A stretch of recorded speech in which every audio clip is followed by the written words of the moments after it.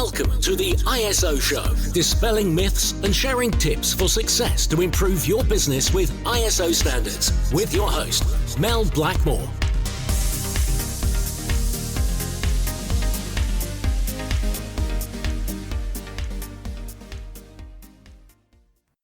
Hello and welcome to the ISO Show.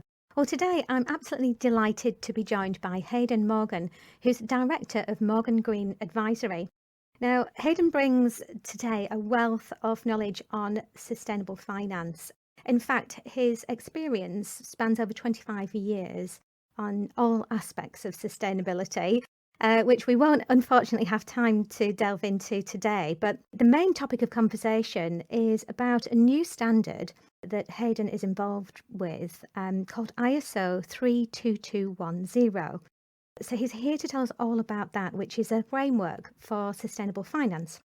And it's actually the principles and guidance all around sustainable finance. So there's such a lot involved with developing a new standard, as many of our listeners know.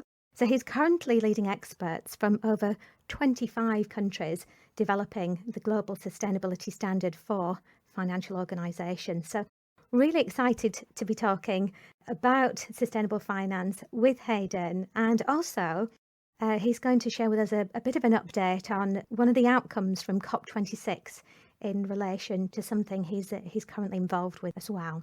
So without further ado, hi Hayden. Hi Mel, great to meet you and thanks for the invitation to talk to your listeners today. Great, you're welcome. No, I know we've had previous conversations and I've been really keen to get you onto the podcast to share a bit of your knowledge about this topic, because we have covered a number of different sustainability standards, as you know, like ISO 14001, some of the mainstream standards.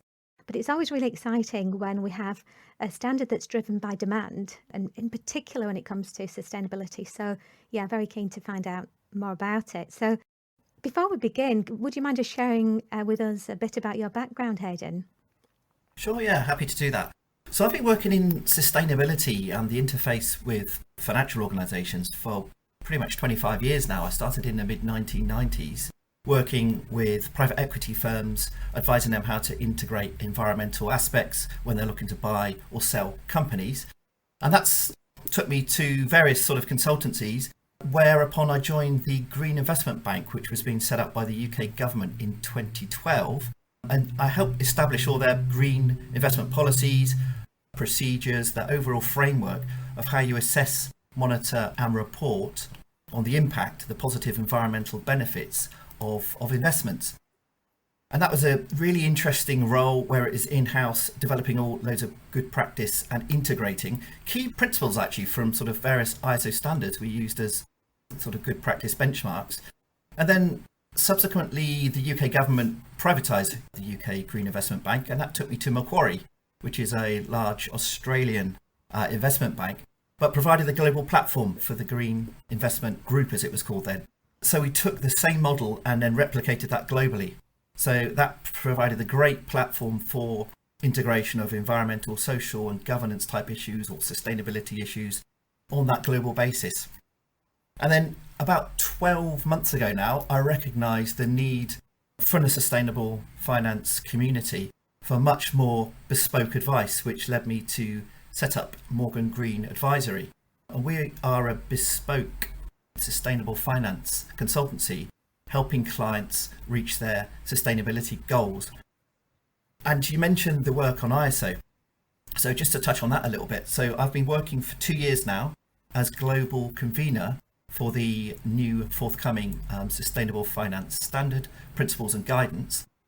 And that's been a fantastic sort of role in terms of access and leading, as you mentioned, the 25 countries that are involved in that.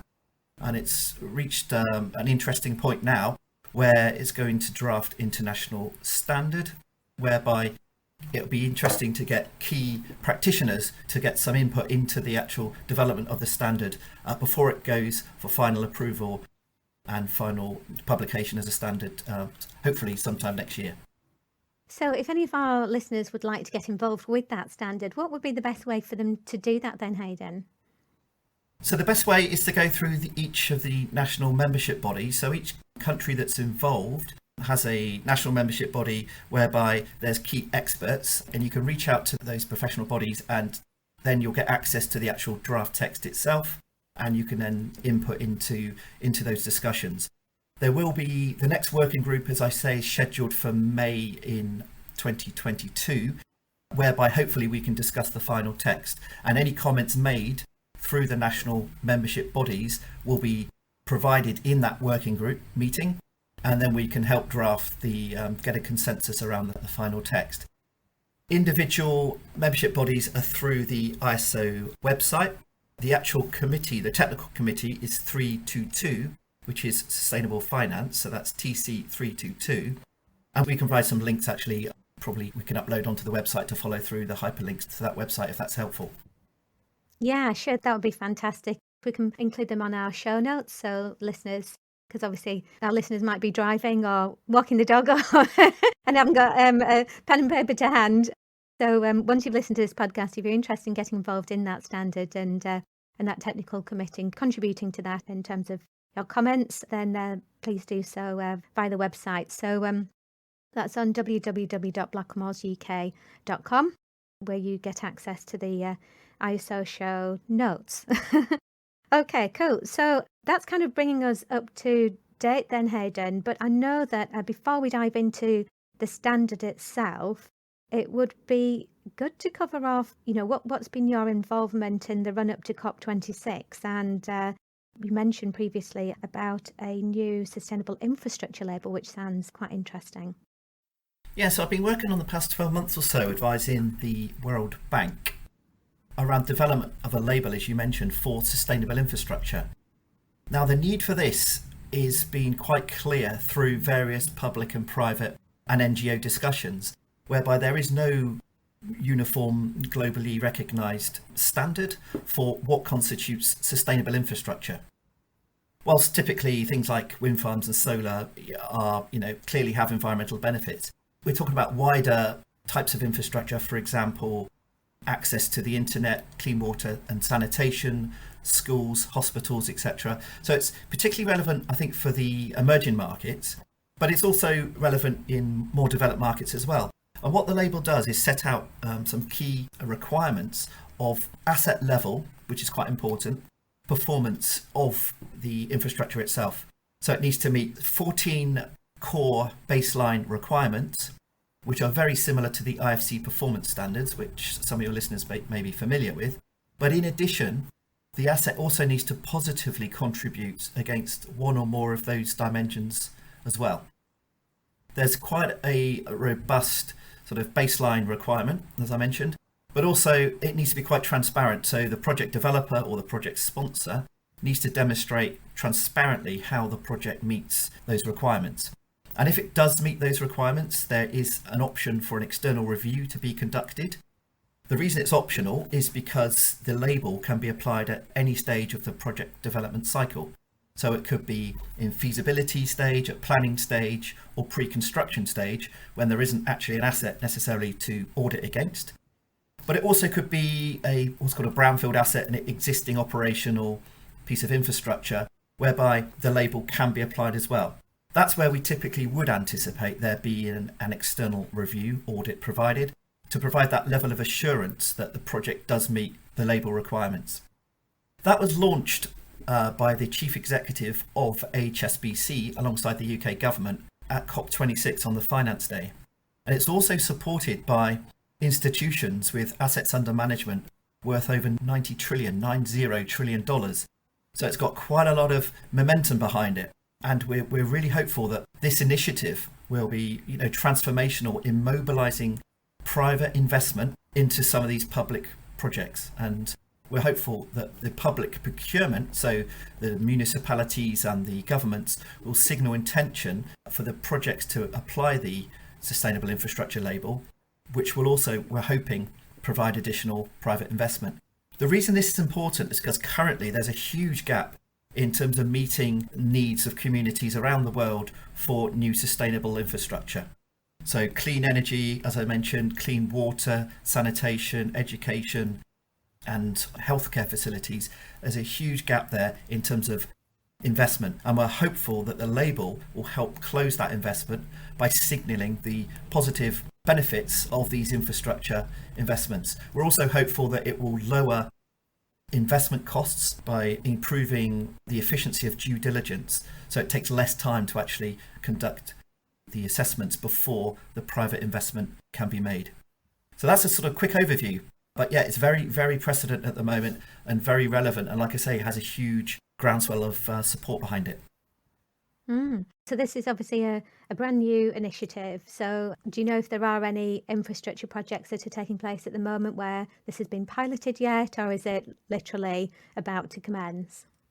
So we are going through a few pilot projects at the moment, and indeed, if any of your listeners have any prospective projects that they think might be interesting to apply the label, then we'd be very keen to be connected, because we're seeking to demonstrate a few pilot projects, application of the label, and to really showcase the positive benefits of the label being applied for infrastructure. We're also about to embark on a request for proposal initiative, whereby we're looking to form a secretariat and a data repository. We've already been through expressions of interest stage, so we've got some interesting bids for that, but hopefully you'll hear more in due course around that process. Sounds exciting. Okay, so that then leads onto the standard ISO 32210. Before we start to unpack the standard, I think it would be good to just go really kind of back to basics to understand what sustainable finance actually is. Would you be able to just provide a very brief overview on what that actually is? Yeah, sure. I mean, the basic principles is the integration of sustainability within financial organizations, activities, products and services. So that's a sort of umbrella definition. And then as you go through the different asset classes and different types of activities and products, there's different aspects of sustainability which obviously can be integrated. But the overall sort of definition of sustainable finance is that core integration of sustainable principles into organizational activities. Okay, great. Thanks very much for that. So how do you then translate those principles into the application in relation to this standard? Could you just walk us through the standard, please, Hayden? Sure, absolutely. Just before I go through each of the sort of principles of the standard, I guess it's fair to say that the financial organizations have a whole plethora of regulations and emerging practice that they need to sort of take consideration of. So the idea of the standard is actually to provide some cohesion to all that and not compete with all the different emerging practices. Some of your listeners may be familiar, for example, with the European Union taxonomy for sustainable activities, or the Sustainable Finance Disclosure Regulations, or the Task Force for Climate-Related Financial Disclosures, TCFD, and various other sort of acronyms which have been sort of labelled an alphabet soup of acronyms. It sounds like it, yes, yeah. So are we saying that the strategy, the principles and the application of this standard they're complementary to these other mandatory requirements? Absolutely. So the framework itself is what's called a framework standard. So the standard is not a certification standard, unlike 14001, which is a certification standard. This provides principles and guidance. And so in that respect, each organisation can apply it depending on their own circumstances, situation, and bespoke activities. So it does provide that sort of space to still comply with all the other regulations and disclosure requirements, but still apply the principles of the actual standard itself. Well, there's three main sections, I guess. The first section is definitions of terms for sustainable finance, and that provides organisations with how to understand some of these terms if they're not so familiar with them. The next core section actually is the principles themselves, and the principles go through governance and culture, strategic alignment and objectives, risk and opportunity management and impact assessment, stakeholder engagement, monitoring and measuring, reporting, transparency and assurance, and the last one is continual performance improvement and enhancing ambition. So they're the core principles of the standard, and they interact with each other. So there's acknowledgement that in organisations, especially complex organisations with a whole different departments that work alongside each other, there'll be interaction throughout all different parts of the organisation with integration of these principles. The idea is, though, to enhance ambition, as I say, over time. So, for example, a core part, and one of the tools provided actually in the guidance, is a transition plan to help organisations transition towards their sustainability objectives. Oh, that sounds fantastic. So, sorry to interrupt you there. So this is actually included within the standard itself then, is it? Yeah, so they're the principles. And then the next section is the actual implementation guidance itself. So that's where the tools and templates are provided to enable organisations to implement the principles and to demonstrate how those principles are being implemented on a transparent basis using robust, credible, scientific-based sort of methods. It's fantastic that it includes not just the requirements for the framework, but also the how-to guide as well, because I think that's quite often where businesses come unstuck when it comes to the specification standards, the management system standards like ISO 14001. You then have to purchase other standards supporting 14001 in order to be able to try and figure that out. So I think that's really helpful. And also, as you went through and you mentioned some of those principles that are within it, I can see that there is some correlation there with other ISO standards as well, like the monitoring measurement, and you mentioned continual performance improvement or development. There are some keywords there that are obviously reflected in other ISO standards, which in theory, if an organisation is already certified to say ISO 27001 on information security or an environmental standard, then there are opportunities there to integrate aspects of 32210. Absolutely. As I said, it's designed not only to be complementary with sort of financial based disclosure and regulation, but also it's very familiar, I guess, with users of ISO standards to see the correspondence between the different sections there. And it's been deliberately designed actually to enable that cohesion at the organisational level. I should also mention that the intention, you talked about practical guidance, the intention also is to have some resource, best practice, good practice resource references available on the technical committee website, which is a slightly novel aspect of standard application. But we're working with ISO to provide this guidance and resource, and it's going to be a curated resource because, as I mentioned, there's a whole bunch of existing good practice resource availability out there in terms of sustainable initiatives. And we want to not reinvent the wheel, but point users towards that. So that's where that current dynamic best practice resource hopefully will be reflected. So users can take the principles, they can take the guidance provided in the standard, but also refer to this dynamic best practice resource available on the website to help real practical implementation and try to provide that added value element to implementation of this standard. What would you say if somebody was looking at this standard and they're thinking, well, why do it? I mean, what are the benefits of applying this standard to an organisation? I think the benefits are, and I sort of alluded to, there's a lot of sort of functions within financial organisations that operate in isolation or within silos. And because this is an holistic framework approach, it helps join up all the gaps and helps the alignment of interest between strategic ambition that organisations have and the actual practical sort of operational impact of that. And to give you an example, we're trialling this on some organisations, private equity firms, for example, whereby they're looking to integrate their own investor requirements, so limited partners in private equity sense, with their fund management activities and then passing that down through to the actual asset performance through their investment committee making decisions and their portfolio management, and then reporting the impact from the asset portfolio back through to the fund manager and then back up to their own investors, big pension funds at the limited partner level. So that's where I see this being distinctive to other initiatives out there, because it is that organisational framework approach, and it covers off a lot of the governance aspects. So not necessarily the corporate governance, which is again another complementary standard, but the operational governance of how financial organisations actually fulfil, like I say, their fiduciary responsibilities in many cases in a structured and logical framework.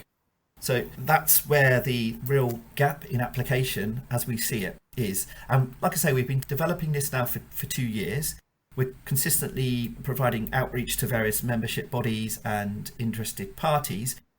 We continue to do that and very much welcome input, as I mentioned earlier, into that process. But I think because of that, it's now shaped to become something which is, hopefully really useful and applicable for organisations to use. Yeah, it sounds as though it not just provides that framework, but complete transparency, both upstream and downstream across sustainable finance. Because I think, with all ISO standards as well, it's about not just continual improvement and looking at what you're currently doing and having that framework for continual improvement, but being able to look back at the evidence of conformity and compliance and how you're progressing so that you can then take that step further.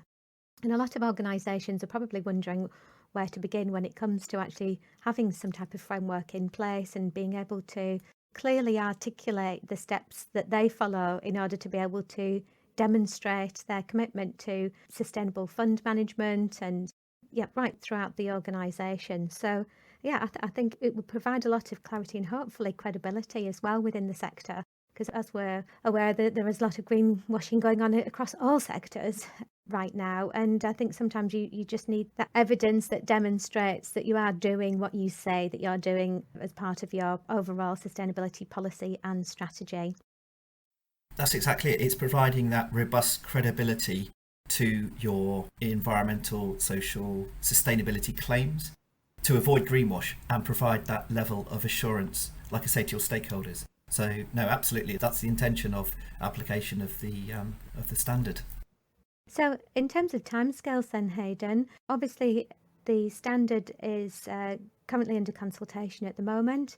In terms of a timeline, how do you see this panning out in terms of the published date and when organisations can adopt this standard?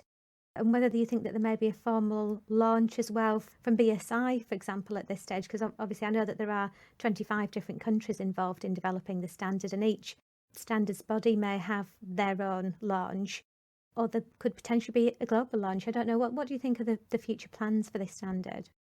Yeah, so like I say, the immediate next steps is through this engagement with the national membership bodies and that further outreach. And then there will be a ballot on the draft international standard.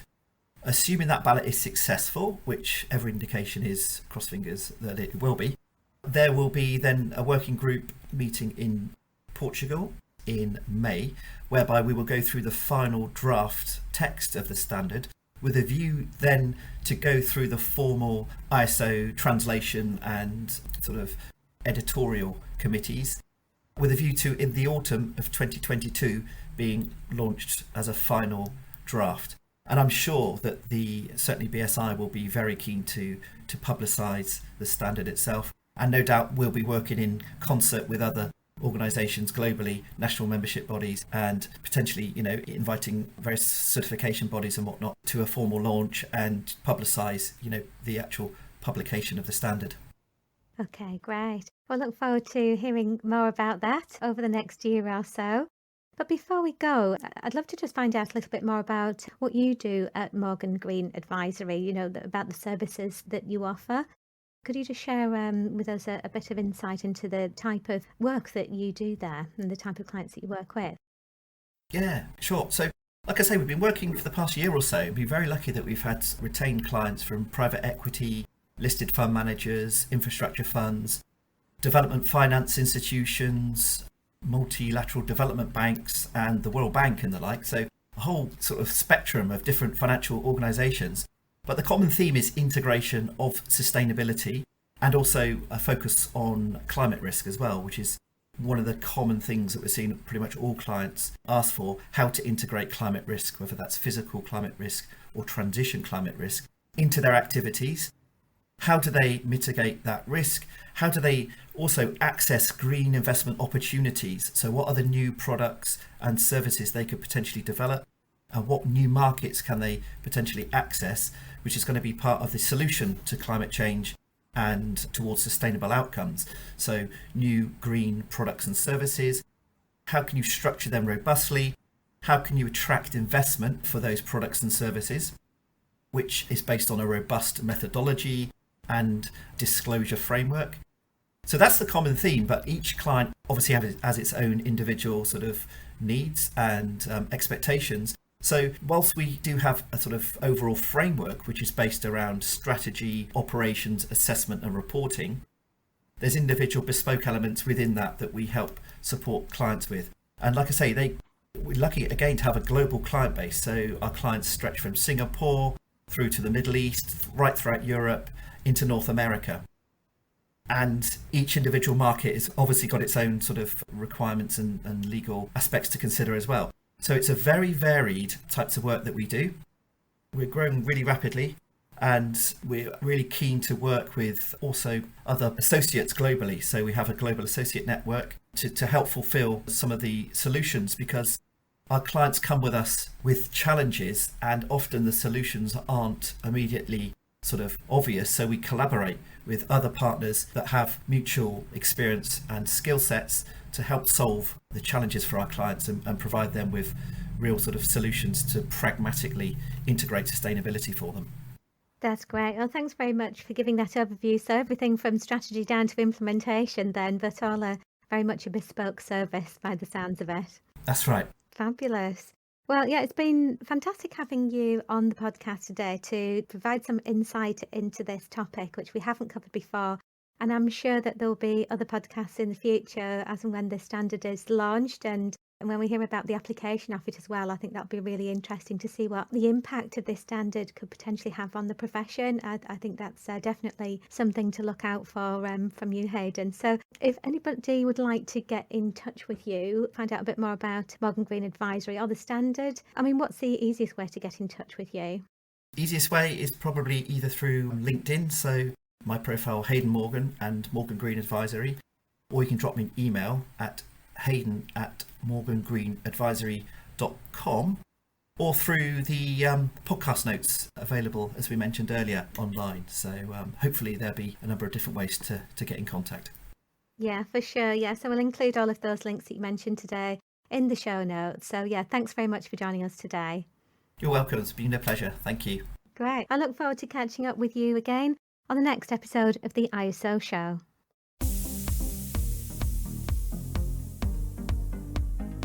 Looking to use ISO standards to drive better business practice? Contact us at blackmoresuk.com to access further information and book your free 15-minute call.